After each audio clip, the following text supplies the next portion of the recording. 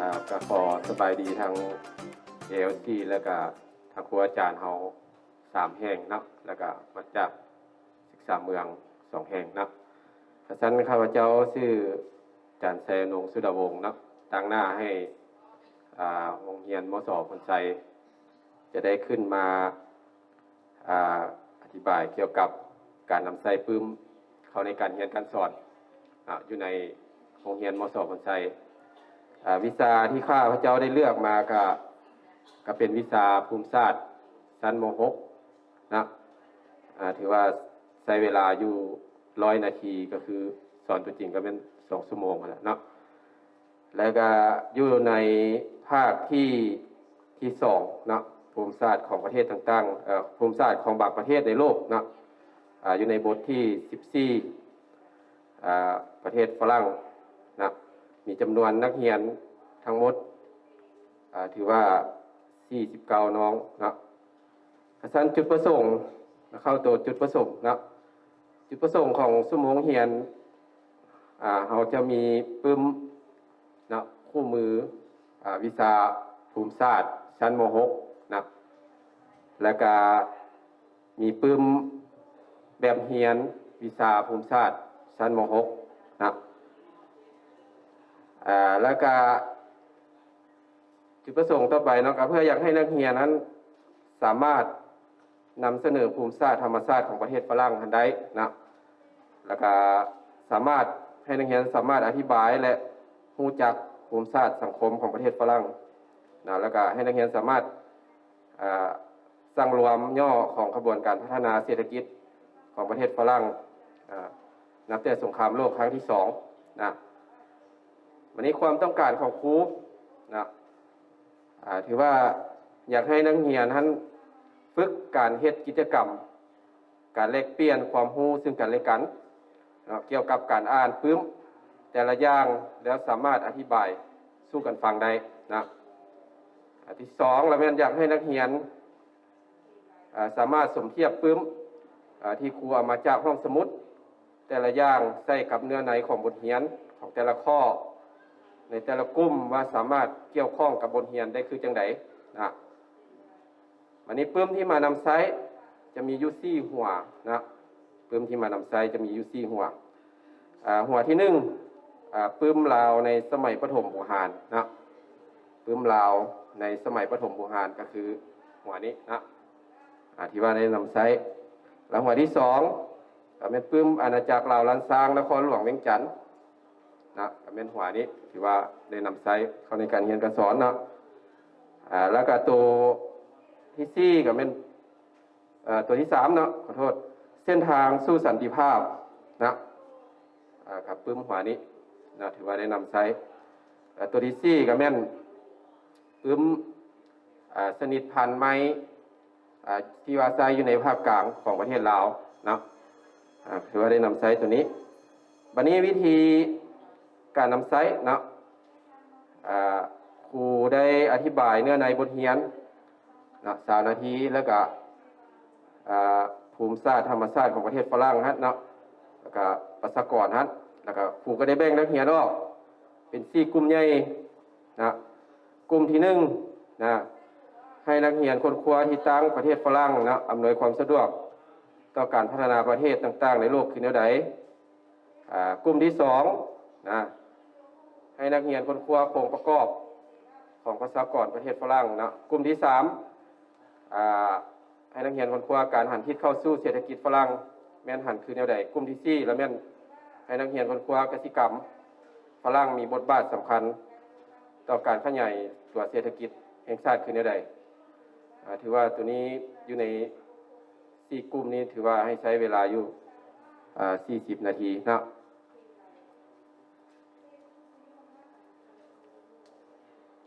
วันนี้วิธีการสรุปนะอยู่ในสรุปการสรุปนะก็ให้นักเรียนนั้นสร้างรวมแล้วก็สรุปเซเจียนะเซเจียเอซีหรือว่าเจียพื้นทั่วไปก็ได้นะใช้เวลาอยู่10 นาทีตัวนี้นะแล้วก็ตั้งหน้าให้แต่ละกลุ่มมันขึ้นมาอธิบายนะขึ้นอธิบายใส่2 คนนะขึ้นมาคู่กันว่าซะ อยู่ใน1กลุ่มนะแล้วก็หลังจากนั้นนะที่ว่าตั้งหน้าแต่ละกลุ่มมันขึ้นมาสรุปเบิดอยู่ใน4กลุ่มแล้วนะอาจารย์ก็ได้สรุปคืนเนื้อในกิจกรรมทั้ง4กลุ่มมันคืนนะสู้ให้นักเรียนอยู่ในแต่ละกลุ่มมันฟังนะว่าข้าเจ้าท่านเข้าใจน้อยหลายส่ำใดนะหรือว่ายังบ่เข้าใจให้ข้าเจ้าท่านถามคืนมาเนาะแล้วก็อธิบายตื้มเกี่ยวกับการนำใส่ปืนฮัดนะวันนี้การกวดกาเนาะก็คือก้อนโมงสอนและก็หลังโมงสอนก็ถือว่าข้าพเจ้าได้นำไซเนาะก็ได้ติ๊กใส่2บล็อกฮัดนะเพราะว่าได้นำไซปืนมันเข้าในการเรียนการสอนมาแล้วนะรายละเอียดมันก็มีอยู่ในนั้นแล้วเนาะข้าพเจ้าสิบ่ได้เว้าเนาะเพื่อประหยัดเวลาเนาะจำกัดเวลาไว้ซะก็มาว่านี้ก็มีแต่เท่านี้เนาะเกี่ยวกับการนำใส่ปืนของห้องสมุดเข้าในการเรียนการสอนของข้าพเจ้าอยู่ในโรงเรียนม.ส.พันไซเนาะถ้าว่าครูอาจารย์ท่านใดหรือว่าอยู่โรงเรียนใดเนาะอยากแนะนำตื้มเพื่อให้เป็นการแลกเปลี่ยนเนาะซึ่งกันและกันและจะนำไปปรับปรุงเนาะให้มันดีขึ้นก็สามารถถอดถอนแล้วก็เสนอมาได้เนาะที่ว่ามันยังบ่ทันครบถ้วนนะอยู่ในตัวนี้เนาะก็มีแต่เท่านี้แหละนะขอขอบใจ授業でもこの計画で実践してみたっていうのお話がありましたが、先生実践後のチェック項目ですね。右下のチェック項目にチェックをだから入れてくださってると思うんですけれども、上から2番目の生徒が楽しめる活動ができてましたかっていうところのチェック項目だけ実践後のチェックがついてないんで、これは何か理由があったりとかするのかなと思って訳を聞かせてください。จุงโกงคนถามเนาะว่าคืออยู่ในรายการกวดกาเนาะเห็นได้ว่าอาจารย์หมายทั้งก่อนสุมงเฮียนและก็หลังสุมงเฮียนเนาะและบัดนี้นั่นมิตรว่าอยู่ในข้อที่2เนาะสามารถเฮ็ดกิจกรรมที่เฮ็ดให้นักเรียนมวลซืนบ่เนาะมันบ่มีเช็คอันนึงเนาะอยากพูดว่าตัวนี้นี่อาจารย์มีเหตุผลในการที่จะบ่หมายเช็คบ่เจ้าขอขอบใจเนาะสำหรับคำถามแม่นแล้วเนาะมีเหตุผลเนาะจริงบ่ได้ติ๊กใส่เหตุผลก็คือว่าอยู่ในบล็อกตัวนี้เนาะเพิ่นว่าสามารถเฮ็ดกิจกรรมให้นักเรียนม่วนซื่นได้บ่เนาะ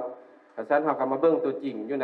ในห้องเรียนเนาะ1มาก็นักเรียนมีจำนวนหลายแต่อัน2มาก็ถ้าว่าเฮาเฮ็ดกิจกรรมให้นักเรียนมีความม่วนซื่นนั้นเฮาเฮ็ดได้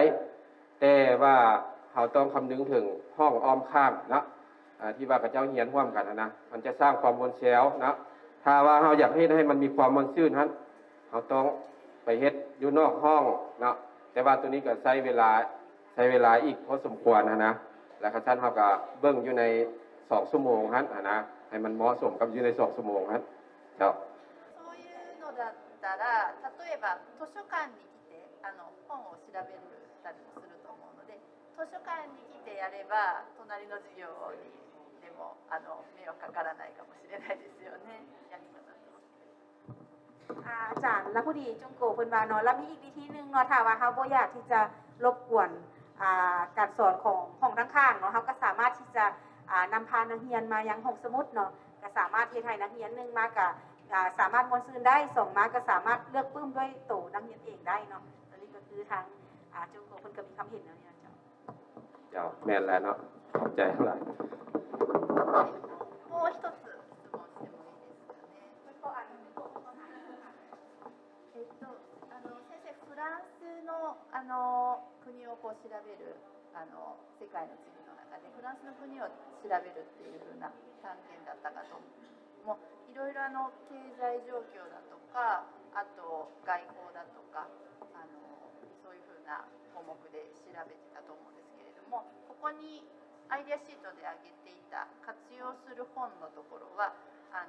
ラオスの本ですねを中心にラオスの古代だったり、ラオスの近代だったりあと植物の本とかっていうのを活用する本に挙げていらしたかと思うんですけれども、どんなふうにそれらの本をこのフランスの経済だとか外交だとかっていう部分で活用するような感じになりますかね。โดยอันนั้นจุงโกะแล้วขอสอบถามตืมเนาะเห็นได้ว่าอันนั้นหัวข้อเรียนของอาจารย์เป็นประเทศฝรั่งเนาะแต่ว่าอันปึ้มที่อาจารย์เอามานำไส้นี่ส่วนหลายจะเป็นปึ้มลาวในสมัยปฐมบุหารเนาะปึ้มอาณาจักรลาวล้านสร้างนครหลวงเวียงจันทน์ปึ้มเส้นทางสู่สันติภาพเนาะปึ้มสนิทพันธ์ที่มักนำไส้อยู่ในภาคกลางของลาวแต่ว่าเนาะอาจารย์มาแบ่งกลุ่มยกหัวข้อให้นักเรียนส่วนหลายก็จะเป็นเกี่ยวกับเรื่องค้นคว้าที่ตั้งของประเทศฝรั่งอำนวยความสะดวกต่อการพัวพันประเทศต่างๆในโลกคือแนวใดเนาะแล้วกลุ่ม2ก็ให้นักเรียนค้นคว้าโครงประกอบของประชากรประเทศฝรั่งแล้วก็กลุ่ม3ก็ให้แม่นการหันเข้าสู่เศรษฐกิจฝรั่งกลุ่ม4ก็แม่นกสิกรรมฝรั่งส่วนหลายก็มีแต่เกี่ยวกับประเทศฝรั่งเนาะแต่ปึ้มมีแต่ประเทศลาวอยากรู้ว่าอาจารย์ให้นักเรียนเฮ็ดกิจกรรมในรูปลักษณะใดเนาะเจ้าขอบใจสำหรับคำถามอีกครั้งหนึ่งเนาะ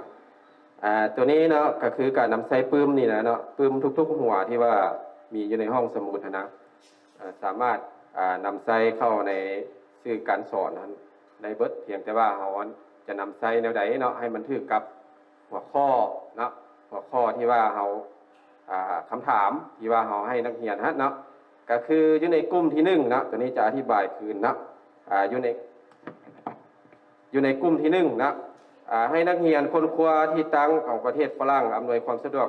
ต่อการพัวพันประเทศต่างๆในโลกคือแนวใดตัวนี้เราจะให้นำไส้ปื้ม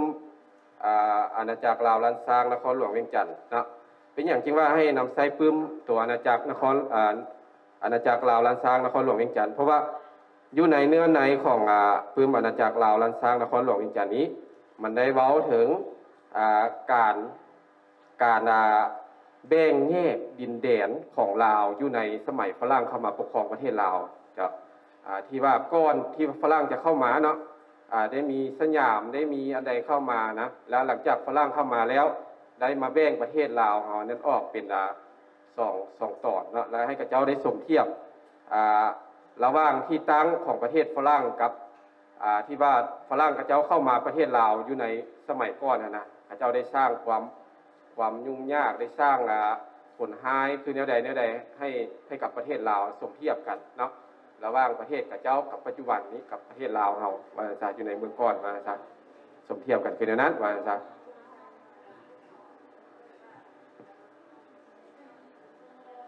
และก็กลุ่มที่2เนาะให้นักเรียนค้นคว้าโครงประกอบสร้างของประเทศฝรั่งนะประกอบสร้างของประเทศฝรั่งก็คือให้ใส่ปื้มลาวสมัยบูฮานเนาะตัวนี้ก็เช่นเดียวกัน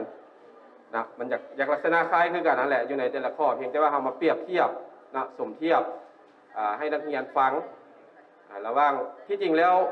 ปื้มตัวนี้นะที่ว่านำไส้มาอยู่ในนี่นะเนาะถ้าว่าเป็นวิชาประวัติศาสตร์นั้นถือว่าจะสอดคล้องที่สุดเนาะ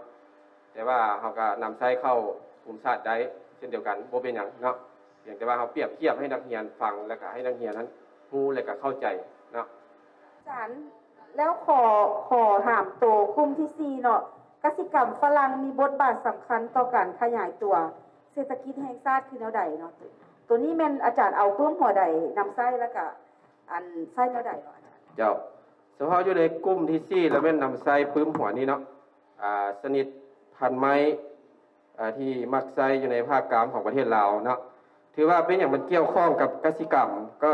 ก็คือเกี่ยวกับพันธุ์ไม้ต่างๆที่ว่ามันเกิดขึ้นกับธรรมชาตินะเราก็ได้มาสมเทียบให้นักเรียนฟังว่าอยู่ในเมื่อก่อนเนาะสิ่งที่มันเกิดจากธรรมชาติแล้วมันเริ่มจางหายเริ่มเบิดไปย้อนการบุกรุกของคนเฮาเนาะแล้วเราจะเอาสิ่งที่มันเกิดขึ้นจากธรรมชาตินะที่ว่ามันเป็นประโยชน์เป็นสินค้าเนาะสามารถขายได้แล้วก็กินได้นะเอามาปลูกเนาะเพื่อเป็นการตลาดเพื่อเป็นเศรษฐกิจนะก็คืออยู่ในแขนงกสิกรรมนี่แหละเนาะได้คือแนวใดสินะเพื่อเฮ็ดให้สร้างเศรษฐกิจอยู่ในครอบครัวก็คือการพัฒนาของประเทศครับคือแนวใดสินะเนาะเป็นต้นก็ได้ยกตัวอย่างต้นขี้เหล็กนะต้นขี้เหล็กถือว่าได้นำใช้ทั้งดอกทั้งใบอ้อนมันเนาะมาเป็นอาหารส่วนหนึ่งเป็นอาหารเนาะ แล้วก็ส่วนลำต้นบ่ออีหยังต่างๆนี่สามารถเอาไปผลิตเป็นเฟอร์นิเจอร์ได้เนาะอันนี้ก็ถือว่าอยู่ในเมื่อก่อนมันก็เกิดอยู่ในธรรมชาติแล้วก็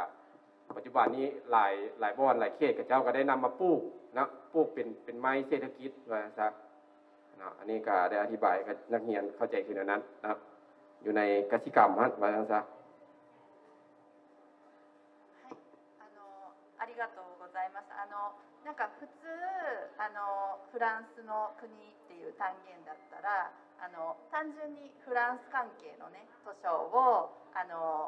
べて情報とか得てっていう風なのがまあ一般的な活用方法だと思うんですけれども、先生の場合は、フランスとラオスってね歴史的にも関連があったりとかサマイファランの時とかこう国を3つに分けてとかっていう時とかそういう風な関係があったりとか、あと植物だったらラオスいろんな木材があるのでそれをこう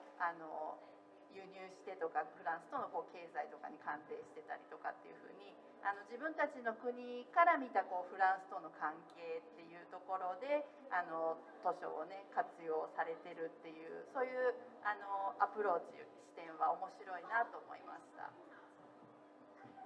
โดยขอขอบใจเนาะสำหรับคำตอบของอาจารย์เนาะทั้งจุงโกเพิ่นก็ว่าปกติแล้วเนาะถ้าเขาใส่หัวข้อเรียนเป็นประเทศฝรั่งเพิ่นก็จินตนาการว่าปึ้มที่จะเอามานำใช้อยู่ในวิชาเรียนก็สิแม่นเกี่ยวข้องกับประเทศฝรั่งทั้งหมดเนาะแต่ว่าอาจารย์ก็ได้ผันเนาะมีวิธีการในการนำใช้ปึ้มที่ว่าของลาวเนาะเพื่อที่จะให้มันสอดคล้องกับวิชาเรียนของอาจารย์โดยการที่เอาการพัวพันเนาะระหว่างทางฝรั่งและกับลาวเนาะว่าเขาเจ้ามีโดยเฉพาะคืออาจารย์ว่าเกี่ยวกับเรื่องฝรั่งเข้ามาลาวได้นำสารหรือมีการแบ่งดินแดนและกันได้เอาประวัติศาสตร์ของลาวมาให้สอดคล้องกับหัวข้อวิชาเรียนของอาจารย์พร้อมเดียวกันนั้นเนาะอาจารย์ก็ยังได้เอาอันนั้นชนิดพันธุ์ไม้เนาะที่มันไปสอดคล้องที่สามารถที่จะนำเป็นสินค้าเนาะเพื่อที่จะให้มีการพัวพันกับประเทศฝรั่งได้เหมือนกับว่าเป็นไอเดียที่ว่าเพื่อนเองก็ยังคือบอกเนาะเพื่อก็คือเป็นวิธีการที่ค่อนข้างแปลกแนวจากที่ว่าปกตินั่นเขาไปสอบปุ๊บเขาจะเอาปุ๊บเกี่ยวกับประเทศนั้นมาอธิบายเนาะเจ้าเข้าใจこのフランスの地理を学ぶのにラオスの国の方から見てラオスの国の中にあるものを通してこう学ぶということで授業したということなんですけども、一つはやはりよその国の地理を学ぶためにはその国の情報が必要だと思うんですよね。そういう意味でフランスについての例えば、教科書の中には地図が載っていて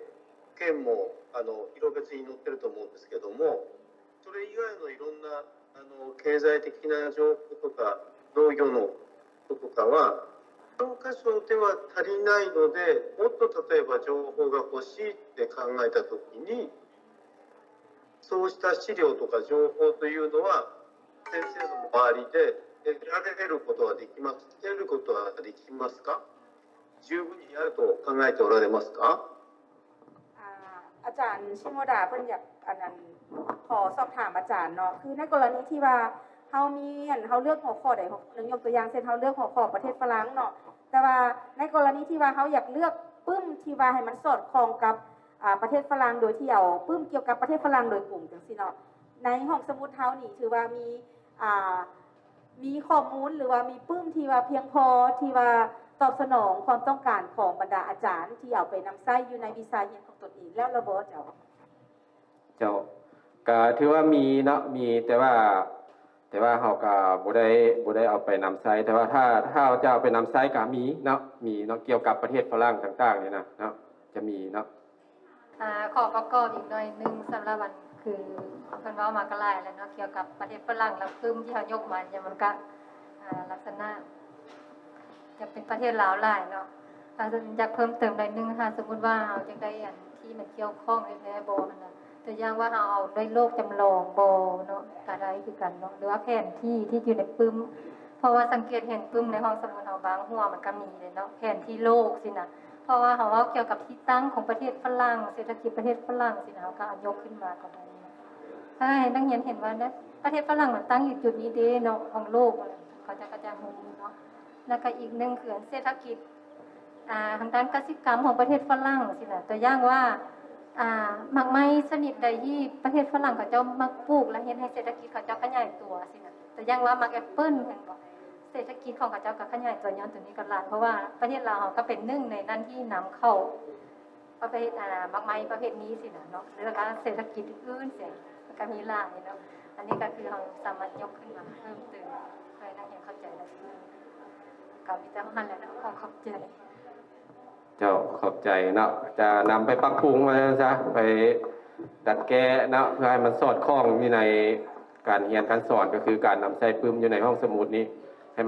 มันง่ายขึ้นแล้วก็ให้นักเรียนเข้าใจหลายขึ้นกว่าเก่าเนาะขอบใจสำหรับอาจารย์ต่างๆเนาะที่ว่าได้แนะนำให้เนาะขอบใจหลายเจ้าขอบใจ